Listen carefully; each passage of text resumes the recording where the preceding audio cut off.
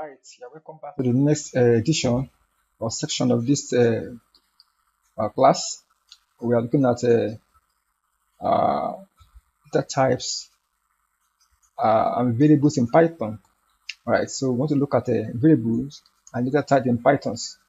Uh, Variables is actually used to hold your data or the value that is being represented, and the data types are type of data or type of value that is the variable is holding at the moment of operation or processing. All right, so Python generally is dynamically typed language. This implies that you don't need to explicitly declare the type of variable you want to use. For example, like Java and C++ and C, you have to explicitly declare your variable at the S section before you start your Java or C++ or C. If not, you cannot use the variable in the code, in the body. And so you have to first declare it first.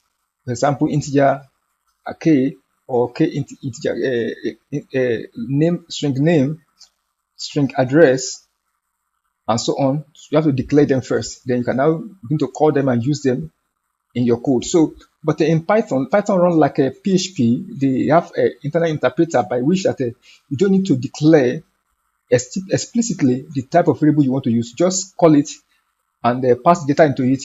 It will understand what you're talking about, because the interpreter automatically identifies the type based on the value assigned. Okay, so if you explore some built-in data types in Python, for example, now we have what they call numeric types. This means the number base. In number base, we have three types. Basically, we have what is called integer, we have what they call float, and we have complex. Integer is commonly means that you have values that they are basically they are whole numbers. They are not decimal values, so they call them integers. Okay, so they are positive or negative without any decimals. It's simple. So if I declare x equal to 10, for example, I don't need to say integer x equal to 10. In Java, C++, I need to do that, but I don't need to do that in Python. I just type x equal to 10.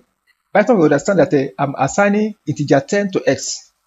If I say y equals to minus 5, it understands that I'm assigning minus 5 integer to y and similar to z or z. So if I print type x, I want to print the type of data type I'm talking about now. I mean the class it belongs to. All right, it will give you int or integer, which means it belongs to the class of integer. If I print y plus z now, I'm trying to perform some operation on the integer variables, variable x, variable y, and variable z. I'm trying to add them together, which means I'm trying to say minus 5 plus 0, which will give me minus 5. All right, so let's run this first line and see what I'm talking about. All right, so now firstly, we have int, which means the class that this particular variable belongs to is integer variable, okay, which is int. Then if we do this operation, we have a minus 5.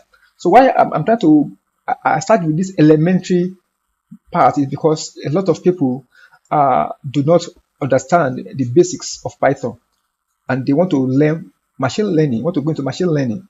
They have a challenge in handling the complex part of the processes. So, but if you understand the basics, the foundational knowledge is there, you have no challenge. You can go ahead and run machine learning easily. So that's why I'm doing this. Now, the next type is called float. Float means decimal value, decimal with decimal points or exponential form. So, like I said before, you don't need to declare it. Just say a equals to 3.14. Just assign your value to it. This value is decimal value. Python recognizes that I'm assigning a double or float 3.14 to a. All right, and similar to b and c, they are all decimal points. So if I print this time now, to give me float because it is what the type of value. If I now multiply b times c, now minus that is minus 0.5 times 2 will give me the result. So if I run this now, click on run here. So I'm having float here as a class, and I have -1 and 0.0 as my, because it gives 0.0. Okay, why? Because I'm dealing with decimal value, right? Later we'll talk about how to format our decimal value later. Okay, maybe something like 2f now, for example, which means 1.00. Okay, but don't worry about that for now. Okay, so we also have what is called complex. Complex is they have two parts. The first part is called real, which is consists of some whole numbers, and we also have the called imaginary part. So these are common. These are common in engineering mathematics, where you use a real number and imaginary number in calculations. So, for example, now if I say d equal to 2 plus 3j, I also say e equals to minus 1j, which means that this particular 2 is called real number, and 3j is represented as imaginary number, and this minus 1j also was imaginary number. All right, so if you my type.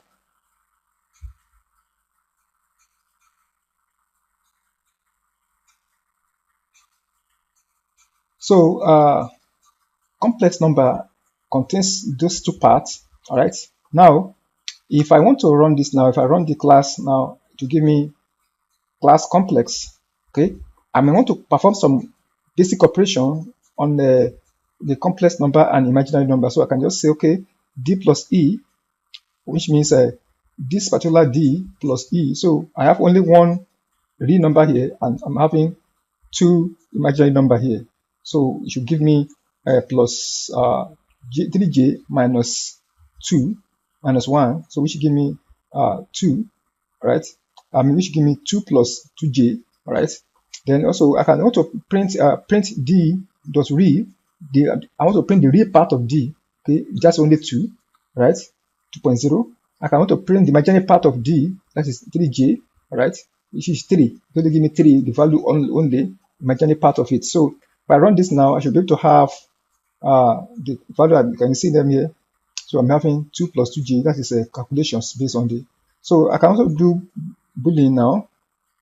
All right, Boolean, otherwise called bool. I represent two truth values, true or false, yes or no, and so on. But here we are dealing with true or false now. Okay, which means the type is, as usual, is output class bool. All right. So I'm going to print, because if I say I'm trying to use a truth table to justify now, print t and f. I'm using and now. The answer should be false, because t is true, while f is false. So it is not true. It will be false. So because one is true, one is false. So if I say print t or f, it is giving me true, because one of them is true and one of them is false. So any one of them can be true. So I'm trying to consider true part of it now. Okay.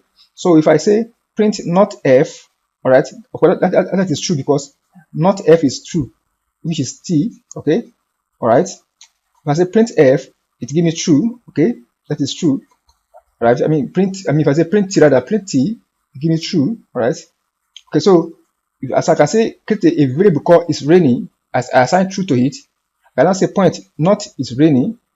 Okay, that is it means that it's false. All right. I try to negate this particular variable now. All right, which is already true. I negate it to false automatically by using not. So if you run this now, you can see the output of the. You can see false, false, false, false. False, true, true, false. So that is how we run Boolean. So it's very simple, and we're going to be using them later. I'm just trying to give us a brief example about Boolean.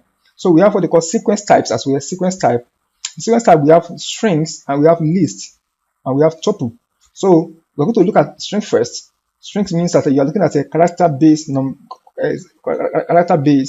which means strings of letters and so on combined together. Of course, you can have what is called number inside, but they are not a calculatable number unless possibly converted by using type conversion.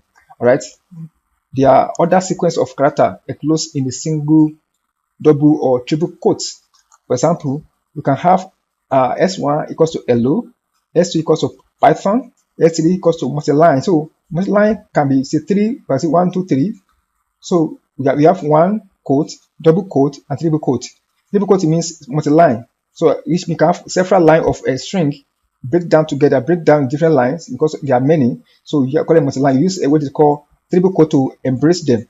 Then we can have another one called numbers assigned to it, because this number is basically numbers. I mean string, because you have double quote embrace it in it. It means it's not a number, calculatable number. It's purely string. All right.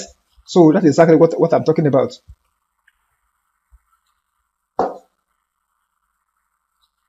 Okay, so if I run this now, print s1, it gives me the class belong to, which is a string class. If I run print s1 plus space, this character space, this is called concatenation. I try to concatenate s1 plus space plus s2, which should be give me hello space Python. All right. If I print s1 0, by default, Python index from 0, not like other programming language that start from 1. Python start from 0. So which means that the first h here is 0. All right, that's what it means. Second one is 1. This one is 2, 3, 4, like that. So if I print s1 0, I'm talking about h, to index it as h out. If I say print length s2, I'm talking about the length of this Python s2, which is 6. So to count 1, 2, 3, 4, 5, 6.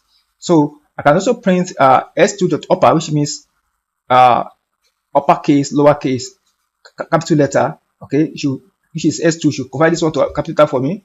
I can also do s2.lower. Okay, so I can also say, okay, s4 dot is digit.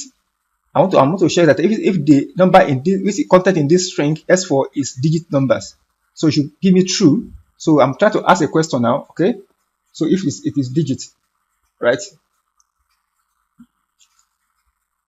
So this is how you use a string. So I see it has so many methods you can apply to a string.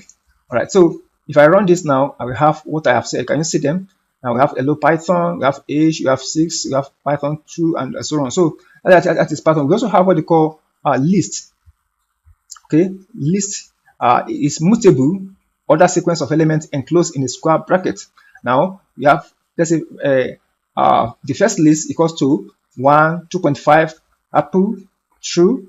All right, I put them in the this enclosed bracket, square bracket here. Then list 2, or this one is 5, 3, 8, 1. So I have some operation I can perform on list, right?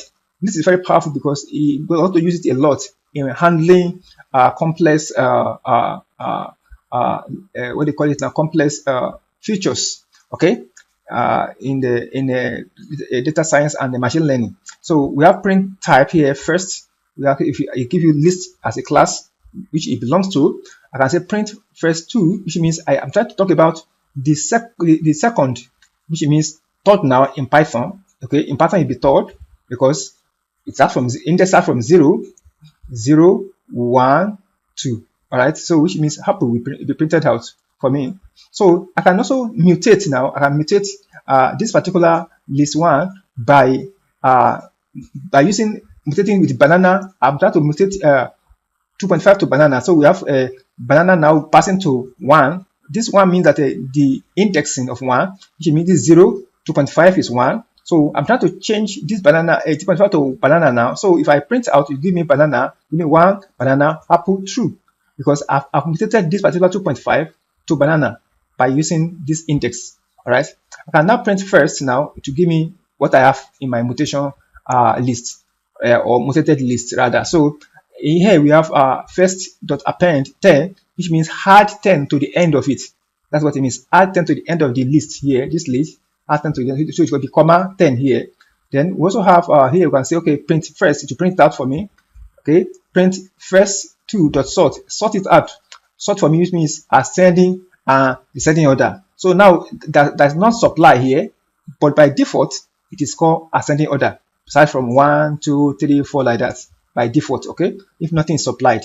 All right, so I can now print out and see my result. So let's run this and see what I'm talking about here. So you can see now here we have apple. The first list is list, of course. The first class is list. We have apple here. We have a 1 banana is here. Apple true. Okay, you can see here banana, apple, true here. All right. So we also have here none is supply for the list, and then we see that 1, 3, 5. It has sorted this one in a ascending order. All right. So that's exactly what I'm talking about. Okay, so that's called list. So let's move on to tuple now. We have tuple. In tuple here we have it is immutable. Okay, other sequence in like a list. All right.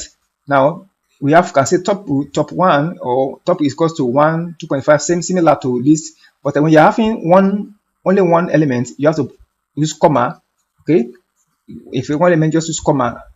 This one is in bracket now, not in block bracket. There are two differences. You have to understand the way tuple and the list they handle their elements. One is in bracket, block bracket, and one is a enclosed bracket like this. Okay, parentheses like this. So that's the first difference you must know, right, between the two of them. All right. So you can use them for almost the same thing actually, but there are differences. So tuple, if you print out the class, you have tuple as a class. Now, if I say print tuple2, it also starts from index from 0 as well. Going to give me so apple also because 0, 1, 2. All right. Now, if I also here, this one is a error actually. Tuple1, tuple banana. Now, error means that I cannot mutate tuple as I mutate list. So that will give me error. Okay. So if I run this now, I will have error. So that's why I commented it. Okay. Now, print tuple plus 10. Okay, it gives me it go to add just one to here, so comma here. So we have it's appending or concatenating 10 here. All right, adding 10. So you look at the way you added is 10 here. Okay, by concatenation, not by appending like the one we appended here for list. All right, print tuple length, can put length, total length of tuple is what 4 for this top 1, 2, 3, 4. Okay, so that is how it calculates for us. So if I run this now, I should have my what I have there. You can see here. All right. So the difference between tuple and the list actually is that in a tuple, list is mutable while tuple is immutable. What I mean that I cannot insert or inject any element inside tuple like dynamically as I did.